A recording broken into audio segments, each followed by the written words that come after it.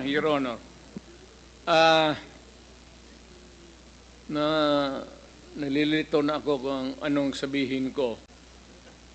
Pero sabi ko kung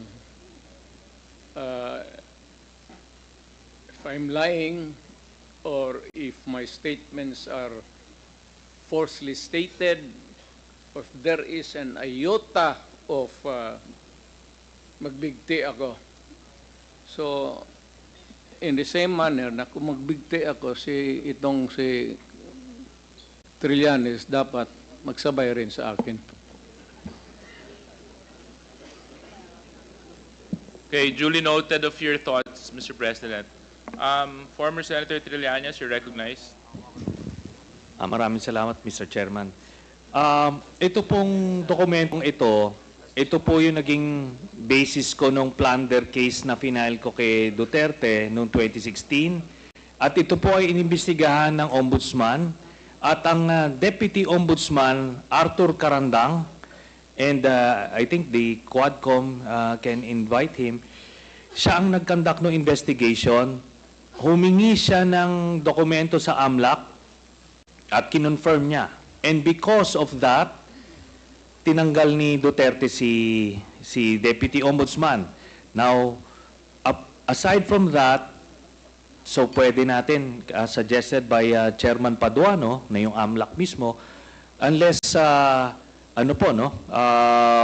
since hindi naman na siya incumbent, ay pwedeng ma-access yun with the waiver. Pero we've been there before. Nagsabi na yan siya na magbibigay siya ng waiver. Puro bluff yan.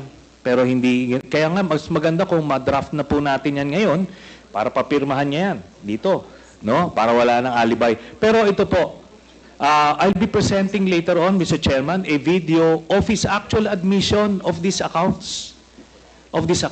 No? So, ito naman pong mga cheque na in-encash, in-extract lang namin from that long list. Mga managers' checks po yan, hindi nawawala sa system po yan. And later on,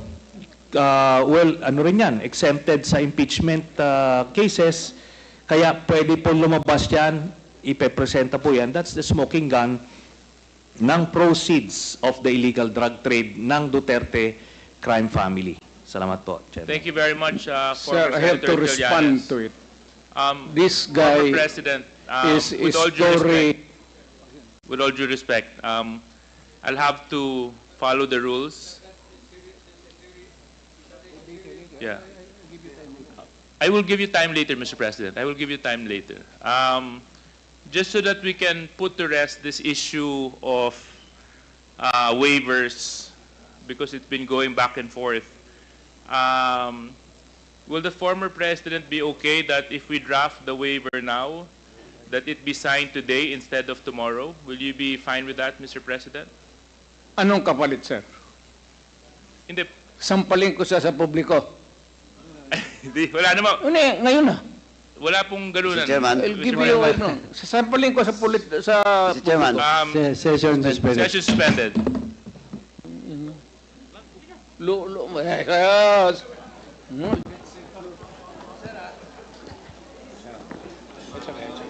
Sabi. Order, please. Order.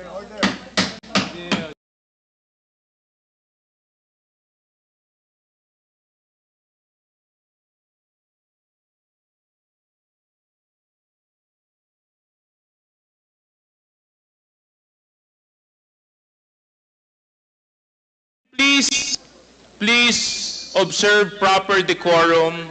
We are in a committee hearing. We have already stressed from the very beginning that the proper rules, decorum, will be implemented regardless of who you are. Regardless of who you are. We live by a set of rules in this committee, and those set of rules will be followed, and those set of rules will be implemented. If I may. Wait, session, it's still suspended. It's still suspended.